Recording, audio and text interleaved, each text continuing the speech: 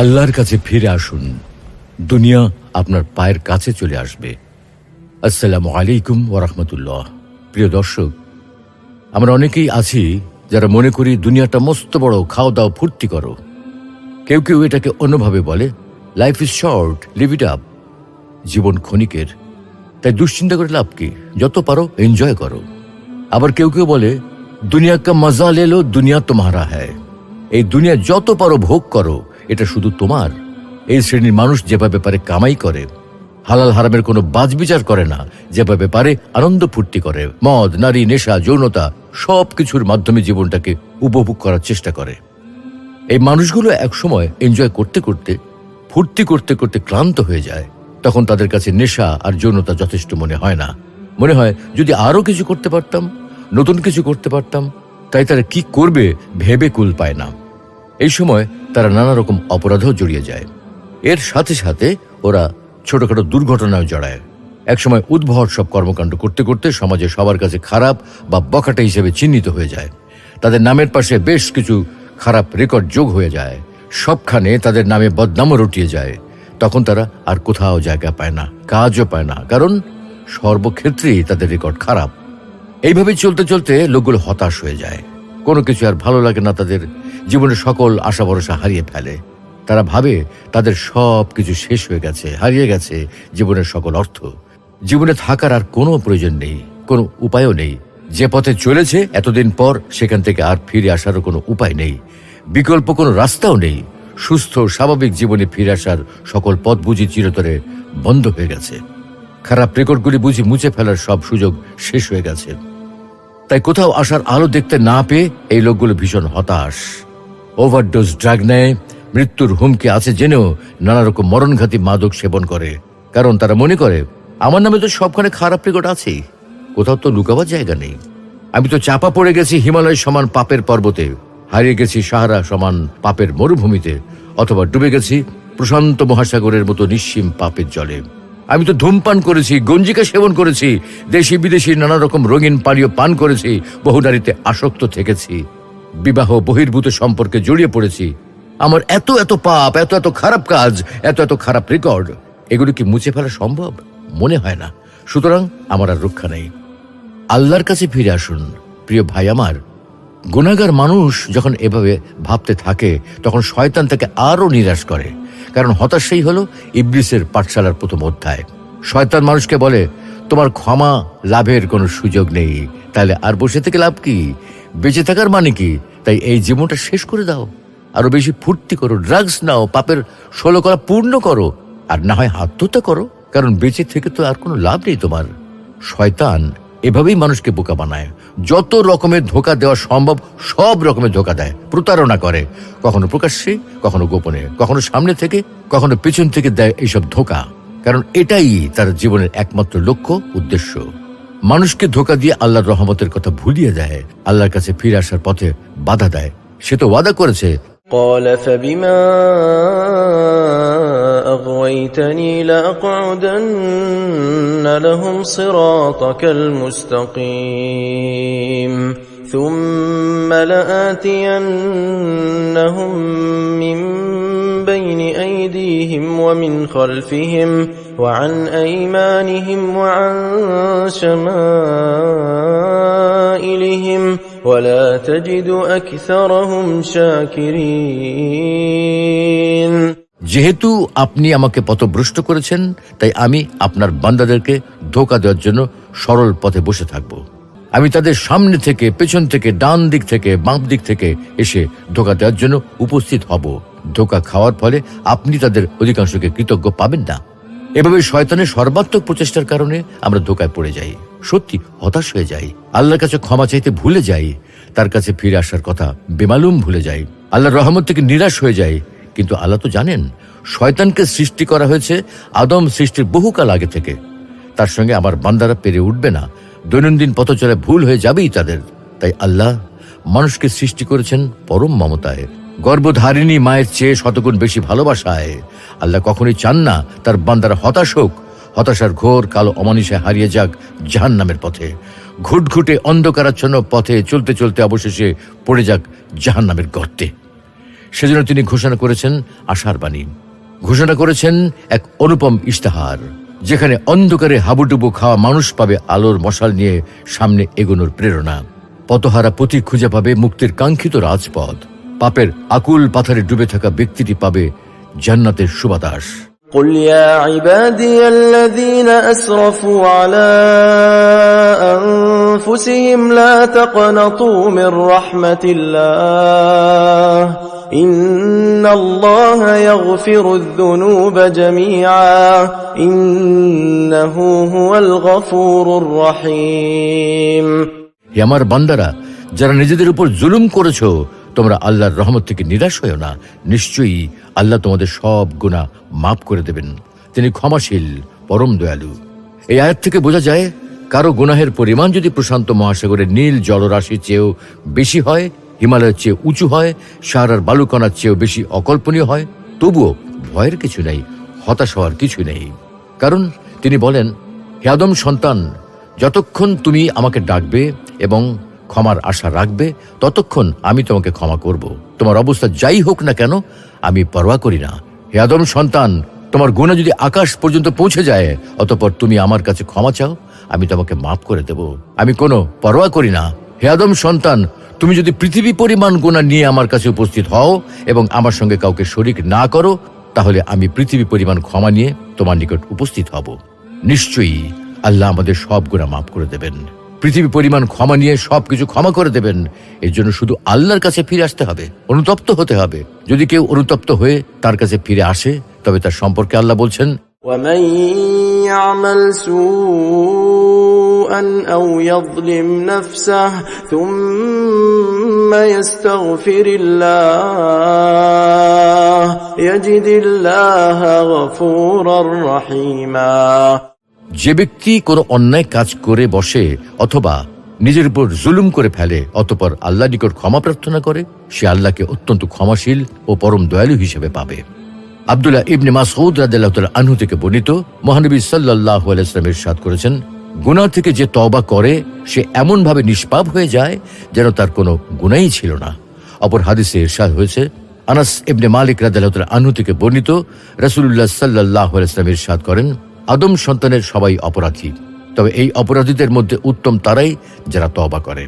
আল্লাহর কাছে অনুতপ্ত হয়ে ফিরে আসলে আল্লাহ খুশি হন, কেননা তিনি পরম করুণাময়, অসীম দয়ালু। আল্লাহ চান বান্দাকে ক্ষমা করতে।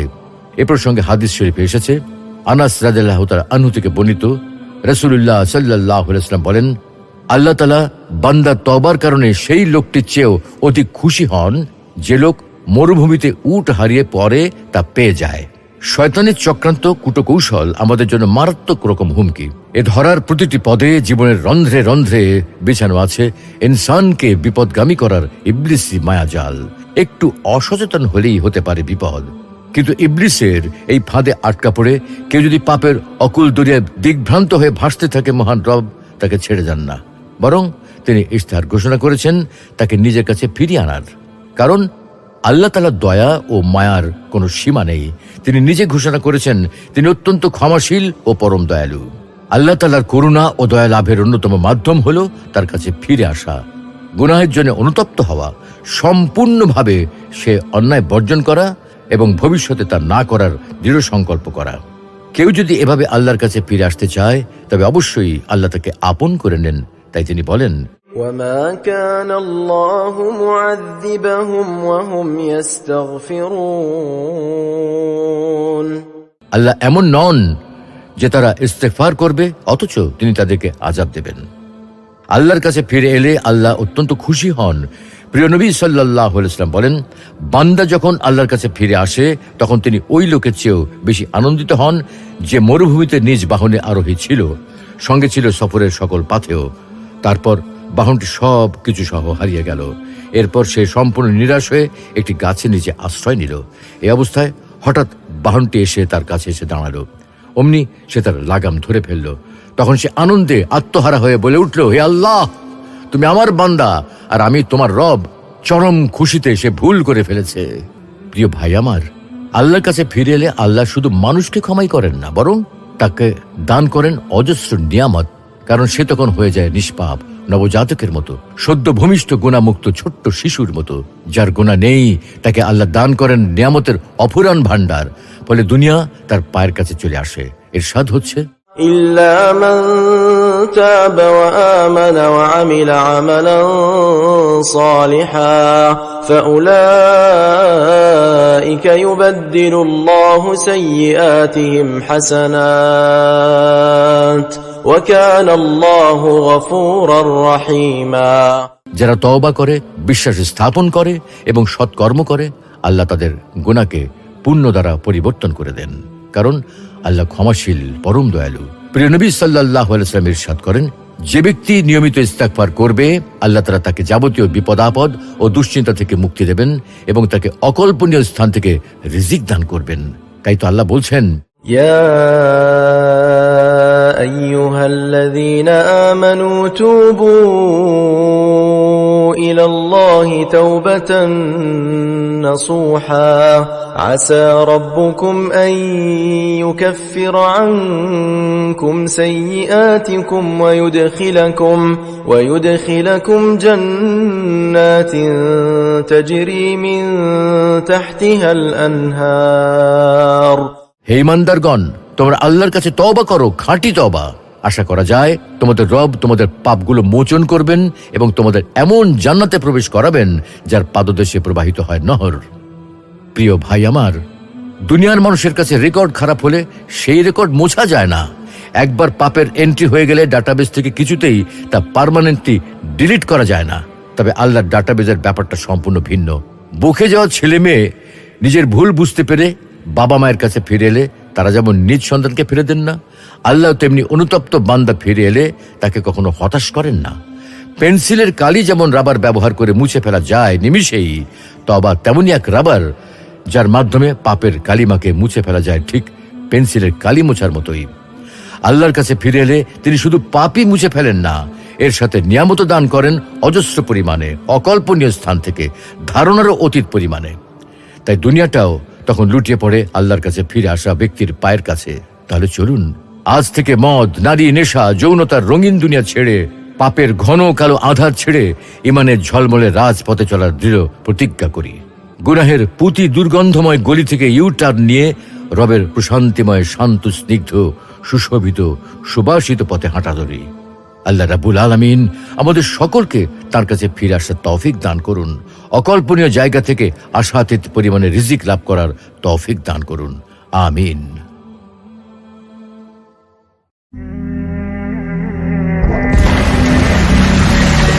আল্লাহর কাছে ফিরে আসুন, দুনিয়া আপনার পায়ের কাছে চলে আসবে। আসসালামু আলাইকুম ওয়া রাহমাতুল্লাহ। প্রিয় দর্শক, আমরা অনেকেই আছি যারা মনে করি দুনিয়াটা মস্ত বড়, খাও দাও, ফুর্তি করো। কেউ কেউ এটাকে অন্যভাবে বলে, life is short, live it up. জীবন ক্ষণিকের, তাই দুশ্চিন্তা করে লাভ কি, যত পারো এনজয় করো। আবার কেউ কেউ বলে, দুনিয়া কা মজা লে লো, দুনিয়া তোমারা হ্যায়। এই দুনিয়া যত পারো ভোগ করো, এটা শুধু তোমার। এই শ্রেণীর মানুষ যেভাবে পারে কামাই করে, হালাল হারামের কোনো বাজবিচার করে না, যেভাবে পারে আনন্দ ফুর্তি করে, মদ, নারী, নেশা, যৌনতা সব কিছুর মাধ্যমে জীবনটাকে উপভোগ করার চেষ্টা করে। এই মানুষগুলো একসময় এনজয় করতে করতে, ফুর্তি করতে করতে ক্লান্ত হয়ে যায়। তখন তাদের কাছে নেশা আর যৌনতা যথেষ্ট মনে হয় না। মনে হয় যদি আরো কিছু করতে পারতাম, নতুন কিছু করতে পারতাম। তাই তারা কি করবে ভেবে কুল পায় না। এই সময় তারা নানা রকম অপরাধেও জড়িয়ে যায়। এর সাথে সাথে ওরা ছোটখাটো দুর্ঘটনায় জড়ায়। একসময় উদ্ভট সব কর্মকাণ্ড করতে করতে সমাজে সবার কাছে খারাপ বা বখাটে হিসেবে চিহ্নিত হয়ে যায়। তাদের নামের পাশে বেশ কিছু খারাপ রেকর্ড যোগ হয়ে যায়। সবখানে তাদের নামে বদনামও রটিয়ে যায়। তখন তারা আর কোথাও জায়গা পায় না, কাজও পায় না, কারণ সর্বক্ষেত্রেই তাদের রেকর্ড খারাপ। এইভাবে চলতে চলতে লোকগুলো হতাশ হয়ে যায়। কোনো কিছু আর ভালো লাগে না তাদের। জীবনের সকল আশা ভরসা হারিয়ে ফেলে। তারা ভাবে তাদের সব কিছু শেষ হয়ে গেছে, হারিয়ে গেছে জীবনের সকল অর্থ। জীবনে থাকার আর কোনো প্রয়োজন নেই, কোনো উপায়ও নেই। যে পথে চলেছে এতদিন পর সেখান থেকে আর ফিরে আসারও কোনো উপায় নেই, বিকল্প কোনো রাস্তাও নেই। সুস্থ স্বাভাবিক জীবনে ফিরে আসার সকল পথ বুঝি চিরতরে বন্ধ হয়ে গেছে। খারাপ রেকর্ডগুলি বুঝি মুছে ফেলার সব সুযোগ শেষ হয়ে গেছে। তাই কোথাও আসার আলো দেখতে না পেয়ে এই লোকগুলো ভীষণ হতাশ। ওভারডোজ ড্রাগ নেয়, মৃত্যুর হুমকি আছে জেনেও নানা রকম মরণঘাতী মাদক সেবন করে। কারণ তারা মনে করে আমার নামে তো সবখানে খারাপ রেকর্ড আছেই, কোথাও তো লুকাবার জায়গা নেই। আমি তো চাপা পড়ে গেছি হিমালয় সমান পাপের পর্বতে, হারিয়ে গেছি সাহারা সমান পাপের মরুভূমিতে, অথবা ডুবে গেছি প্রশান্ত মহাসাগরের মতো নিঃসীম পাপের জলে। আমি তো ধূমপান করেছি, গঞ্জিকা সেবন করেছি, দেশি বিদেশি নানা রকম রঙিন পানীয় পান করেছি, বহু নারীতে আসক্ত থেকেছি, বিবাহ বহির্ভূত সম্পর্কে জড়িয়ে পড়েছি। আমার এত এত পাপ, এত এত খারাপ কাজ, এত এত খারাপ রেকর্ড, এগুলো কি মুছে ফেলা সম্ভব? মনে হয় না। সুতরাং আমার আর রক্ষা নেই। আল্লাহর কাছে ফিরে আসুন প্রিয় ভাই আমার। গুনাহগার মানুষ যখন এভাবে ভাবতে থাকে তখন শয়তান তাকে আরো নিরাশ করে। কারণ হতাশাই হলো ইবলিসের পাঠশালার প্রথম অধ্যায়। শয়তান মানুষকে বলে তোমার ক্ষমা লাভের কোনো সুযোগ নেই, তাহলে আর বসে থেকে লাভ কি? বেঁচে থাকার মানে কি? তাই এই জীবনটা শেষ করে দাও, আরো বেশি ফুর্তি করো, ড্রাগস নাও, পাপের 16 কলা পূর্ণ করো, আর না হয় আত্মহত্যা করো, কারণ বেঁচে থেকে তো আর কোনো লাভ নেই তোমার। শয়তান এভাবেই মানুষকে বোকা বানায়। যত রকমের ধোঁকা দেওয়া সম্ভব সব রকমের ধোঁকা দেয়, প্রতারণা করে, কখনো প্রকাশ্যে, কখনো গোপনে, কখনো সামনে থেকে, কখনো পেছন থেকে দেয় এইসব ধোঁকা। কারণ এটাই তার জীবনের একমাত্র লক্ষ্য, উদ্দেশ্য। মানুষকে ধোঁকা দিয়ে আল্লাহর রহমতের কথা ভুলিয়ে দেয়, আল্লাহর কাছে ফিরে আসার পথে বাধা দেয়। সে তো ওয়াদা করেছে, قال فبما أغويتني لأقعدن لهم صراطك المستقيم ثم لآتينهم من بين أيديهم ومن خلفهم وعن أيمانهم وعن شمائلهم ولا تجد أكثرهم شاكرين। যেহেতু আপনি আমাকে পথভ্রষ্ট করেছেন, তাই আমি আপনার বান্দাদেরকে ধোঁকা দেওয়ার জন্য সরল পথে বসে থাকব। আমি তাদের সামনে থেকে, পেছন থেকে, ডান দিক থেকে, বাম দিক থেকে এসে ধোঁকা দেওয়ার জন্য উপস্থিত হব। ধোঁকা খাওয়ার ফলে আপনি তাদের অধিকাংশকে কৃতজ্ঞ পাবেন না। এভাবে শয়তানের সর্বাত্মক প্রচেষ্টার কারণে আমরা ধোঁকায় পড়ে যাই, সত্যি হতাশ হয়ে যাই, আল্লাহর কাছে ক্ষমা চাইতে ভুলে যাই, তার কাছে ফিরে আসার কথা বেমালুম ভুলে যাই, আল্লাহর রহমত থেকে নিরাশ হয়ে যাই। কিন্তু আল্লাহ তো জানেন শয়তানকে সৃষ্টি করা হয়েছে আদম সৃষ্টির বহুকাল আগে থেকে। তার সঙ্গে আমার বান্দারা পেরে উঠবে না, দৈনন্দিন পথ চলে ভুল হয়ে যাবেই তাদের। তাই আল্লাহ মানুষকে সৃষ্টি করেছেন পরম মমতায়, গর্ভধারিণী মায়ের চেয়ে শতগুণ বেশি ভালোবাসায়। আল্লাহ কখনোই চান না তার বান্দারা হতাশ হোক, হতাশার ঘোর কালো অমানিসায় হারিয়ে যাক জাহান্নামের পথে, ঘুটঘুটে অন্ধকারাচ্ছন্ন পথে চলতে চলতে অবশেষে পড়ে যাক জাহান্নামের গর্তে। সেজন্য তিনি ঘোষণা করেছেন আশার বাণী, ঘোষণা করেছেন এক অনুপম ইশতেহার, যেখানে অন্ধকারে হাবুডুবু খাওয়া মানুষ পাবে আলোর মশাল নিয়ে সামনে এগোনোর প্রেরণা। পথহারা পথিক খুঁজে পাবে মুক্তির কাঙ্ক্ষিত রাজপথ। পাপের আকুল পাথরে ডুবে থাকা ব্যক্তিটি পাবে জান্নাতের সুবাতাস। قل يا عبادي الذين أسرفوا على أنفسهم لا تقنطوا من رحمة الله إن الله يغفر الذنوب جميعا إنه هو الغفور الرحيم। হে আমার বান্দারা, যারা নিজেদের উপর জুলুম করেছো, তোমরা আল্লাহর রহমত থেকে নিরাশ হয়ো না। নিশ্চয়ই আল্লাহ তোমাদের সব গুনাহ মাফ করে দেবেন। তিনি ক্ষমাশীল, পরম দয়ালু। এই আয়াত থেকে বোঝা যায় কারো গুনাহের পরিমাণ যদি প্রশান্ত মহাসাগরের নীল জলরাশির চেয়েও বেশি হয়, হিমালয়ের চেয়ে উঁচু হয়, সাহারার বালুকণার চেয়েও বেশি অকল্পনীয় হয়, তবুও ভয়ের কিছু নেই, হতাশ হওয়ার কিছু নেই। কারণ তিনি বলেন, হে আদম সন্তান, যতক্ষণ তুমি আমাকে ডাকবে এবং ক্ষমার আশা রাখবে ততক্ষণ আমি তোমাকে ক্ষমা করব। তোমার অবস্থা যাই হোক না কেন আমি পরোয়া করি না। হে আদম সন্তান, তোমার গুনাহ যদি আকাশ পর্যন্ত পৌঁছে যায়, অতঃপর তুমি আমার কাছে ক্ষমা চাও, আমি তোমাকে মাফ করে দেব। আমি কোনো পরোয়া করি না। হে আদম সন্তান, তুমি যদি পৃথিবী পরিমাণ গুনাহ নিয়ে আমার কাছে উপস্থিত হও এবং আমার সঙ্গে কাউকে শরীক না করো, তাহলে আমি পৃথিবী পরিমাণ ক্ষমা নিয়ে তোমার নিকট উপস্থিত হব। নিশ্চয়ই আল্লাহ আমাদের সব গুনাহ মাফ করে দেবেন, পৃথিবী পরিমাণ ক্ষমা নিয়ে সবকিছু ক্ষমা করে দেবেন। এর জন্য শুধু আল্লাহর কাছে ফিরে আসতে হবে, অনুতপ্ত হতে হবে। যদি কেউ অনুতপ্ত হয়ে তার কাছে ফিরে আসে, তবে তার সম্পর্কে আল্লাহ বলছেন, ومن يعمل سوءا سوءا أو يظلم نفسه ثم يستغفر الله يجد الله غفورا رحيما। যে ব্যক্তি কোনো অন্যায় কাজ করে বসে অথবা নিজের উপর জুলুম করে ফেলে অতঃপর আল্লাহর নিকট ক্ষমা প্রার্থনা করে, সে আল্লাহকে অত্যন্ত ক্ষমাশীল ও পরম দয়ালু হিসেবে পাবে। আব্দুল্লাহ ইবনে মাসউদ রাদিয়াল্লাহু তাআলা আনহু থেকে বর্ণিত, মহানবী সাল্লাল্লাহু আলাইহি ওয়াসাল্লাম ইরশাদ করেছেন, গুনাহ থেকে যে তওবা করে সে এমন ভাবে নিষ্পাপ হয়ে যায় যেন তার কোনো গুনাহই ছিল না। অপর হাদিসে ইরশাদ হয়েছে, আনাস ইবনে মালিক রাদিয়াল্লাহু তাআলা আনহু থেকে বর্ণিত, রাসূলুল্লাহ সাল্লাল্লাহু আলাইহি ওয়াসাল্লাম ইরশাদ করেন, আদম সন্তানের সবাই অপরাধী, তবে এই অপরাধীদের মধ্যে উত্তম তারাই যারা তওবা করে। আল্লাহর কাছে অনুতপ্ত হয়ে ফিরে আসলে আল্লাহ খুশি হন, কেননা তিনি পরম করুণাময় অসীম দয়ালু। আল্লাহ চান বান্দাকে ক্ষমা করতে। এ প্রসঙ্গে হাদিস শরীফে এসেছে, আনাস রাদিয়াল্লাহু তাআলা আনহু থেকে বর্ণিত, রাসূলুল্লাহ সাল্লাল্লাহু আলাইহি ওয়াসাল্লাম বলেন, আল্লাহ তাআলা বান্দার তওবার কারণে সেই লোকটির চেয়েও অধিক খুশি হন যে লোক মরুভূমিতে উট হারিয়ে পরে তা পেয়ে যায়। শয়তানের চক্রান্ত কুটকৌশল আমাদের জন্য মারাত্মক রকম হুমকি। এ ধরার প্রতিটি পদে জীবনের রন্ধ্রে রন্ধ্রে বিছানো আছে ইনসানকে বিপদগামী করার ইবলিসি মায়াজাল।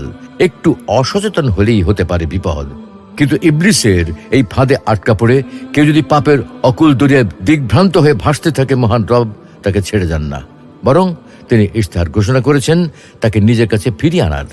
কারণ আল্লাহ তাআলার দয়া ও মায়ার কোনো সীমা নেই। তিনি নিজে ঘোষণা করেছেন তিনি অত্যন্ত ক্ষমাশীল ও পরম দয়ালু। আল্লাহ তাআলার করুণা ও দয়া লাভের অন্যতম মাধ্যম হল তার কাছে ফিরে আসা, গুনাহের জন্য অনুতপ্ত হওয়া, সম্পূর্ণভাবে সে অন্যায় বর্জন করা এবং ভবিষ্যতে তা না করার দৃঢ় সংকল্প করা। কেউ যদি এভাবে আল্লাহর কাছে ফিরে আসতে চায় তবে অবশ্যই আল্লাহ তাকে আপন করে নেন। তাই তিনি বলেন, وما كان الله معذبهم وهم يستغفرون। আল্লাহ এমন নন যে তারা ইস্তেগফার করবে অথচ তিনি তাদেরকে আযাব দেবেন। আল্লাহর কাছে ফিরে এলে আল্লাহ অত্যন্ত খুশি হন। প্রিয় নবী সাল্লাল্লাহু আলাইহি ওয়াসাল্লাম বলেন, বান্দা যখন আল্লাহর কাছে ফিরে আসে তখন তিনি ওই লোকের চেয়েও বেশি আনন্দিত হন যে মরুভূমিতে নিজ বাহনে আরোহী ছিল, সঙ্গে ছিল সফরের সকল পাথেয়। তারপর বাহনটি সব কিছু সহ হারিয়ে গেল। এরপর সে সম্পূর্ণ নিরাশ হয়ে একটি গাছের নিচে আশ্রয় নিল। এই অবস্থায় হঠাৎ বাহনটি এসে তার কাছে এসে দাঁড়ালো। অমনি সে তার লাগাম ধরে ফেলল। তখন সে আনন্দে আত্মহারা হয়ে বলে উঠল, হে আল্লাহ, তুমি আমার বান্দা আর আমি তোমার রব। চরম খুশিতে সে ভুল করে ফেলেছে। প্রিয় ভাই আমার, আল্লাহর কাছে ফিরে এলে আল্লাহ শুধু মানুষকে ক্ষমাই করেন না, বরং তাকে দান করেন অজস্র নিয়ামত। কারণ সে তখন হয়ে যায় নিষ্পাপ নবজাতকের মতো, সদ্য ভূমিষ্ঠ গুণামুক্ত ছোট্ট শিশুর মতো। যার গুণা নেই তাকে আল্লাহ দান করেন নিয়ামতের অফুরান ভান্ডার। ফলে দুনিয়া তার পায়ের কাছে চলে আসে। ইরশাদ হচ্ছে, إلا من تاب وآمن وعمل عملا صالحا فأولئك يبدل الله سيئاتهم حسنات وكان الله غفورا رحيما। যারা তওবা করে, বিশ্বাস স্থাপন করে এবং সৎকর্ম করে, আল্লাহ তাদের গুনাহকে পুণ্য দ্বারা পরিবর্তন করে দেন। কারণ আল্লাহ ক্ষমাশীল, পরম দয়ালু। প্রিয় নবী সাল্লাল্লাহু আলাইহি ওয়াসাল্লাম ইরশাদ করেন, যে ব্যক্তি নিয়মিত ইস্তেগফার করবে আল্লাহ তাআলা তাকে যাবতীয় বিপদ আপদ ও দুশ্চিন্তা থেকে মুক্তি দেবেন এবং তাকে অকল্পনীয় স্থান থেকে রিজিক দান করবেন। তাই তো আল্লাহ বলছেন, يا أيها الذين آمنوا توبوا إلى الله توبة نصوحا عسى ربكم أن يكفر عنكم سيئاتكم ويدخلكم جنات تجري من تحتها الأنهار। হে ঈমানদারগণ, তোমরা আল্লাহর কাছে তওবা করো, খাঁটি তওবা। আশা করা যায় তোমাদের রব তোমাদের পাপগুলো মোচন করবেন এবং তোমাদের এমন জান্নাতে প্রবেশ করাবেন যার পাদদেশে প্রবাহিত হয় নহর। প্রিয় ভাই আমার, দুনিয়ার মানুষের কাছে রেকর্ড খারাপ হলে সেই রেকর্ড মোছা যায় না। একবার পাপের এন্ট্রি হয়ে গেলে ডাটাবেস থেকে কিছুতেই তা পার্মানেন্টলি ডিলিট করা যায় না। তবে আল্লাহর ডাটাবেসের ব্যাপারটা সম্পূর্ণ ভিন্ন। বকে যাওয়া ছেলে মেয়ে নিজের ভুল বুঝতে পেরে বাবা মায়ের কাছে ফিরে এলে তারা যেমন নিজ সন্তানকে ফিরে দেন না, আল্লাহ তেমনি অনুতপ্ত বান্দা ফিরে এলে তাকে কখনো হতাশ করেন না। পেন্সিলের কালি যেমন রাবার ব্যবহার করে মুছে ফেলা যায় নিমিষেই, তবা তেমনি এক রাবার যার মাধ্যমে পাপের কালিমাকে মুছে ফেলা যায় ঠিক পেন্সিলের কালি মোছার মতোই। আল্লাহর কাছে ফিরে এলে তিনি শুধু পাপই মুছে ফেলেন না, এর সাথে নিয়ামত দান করেন অজস্র পরিমাণে, অকল্পনীয় স্থান থেকে, ধারণারও অতীত পরিমাণে। তাই দুনিয়াটাও তখন লুটিয়ে পড়ে আল্লাহর কাছে ফিরে আসা ব্যক্তির পায়ের কাছে। তাহলে চলুন আজ থেকে মদ, নারী, নেশা, যৌনতার রঙিন দুনিয়া ছেড়ে, পাপের ঘন কালো আধার ছেড়ে ইমানের ঝলমলে রাজপথে চলার দৃঢ় প্রতিজ্ঞা করি। গুনাহের পুতি দুর্গন্ধময় গলি থেকে ইউটার্ন নিয়ে রবের প্রশান্তিময়, শান্ত, স্নিগ্ধ, সুশোভিত, সুবাসিত পথে হাঁটা ধরি। আল্লাহ রাব্বুল আলামিন আমাদের সকলকে তার কাছে ফিরে আসার তৌফিক দান করুন। অকল্পনীয় জায়গা থেকে আশাতীত পরিমাণে রিজিক লাভ করার তৌফিক দান করুন। আমিন।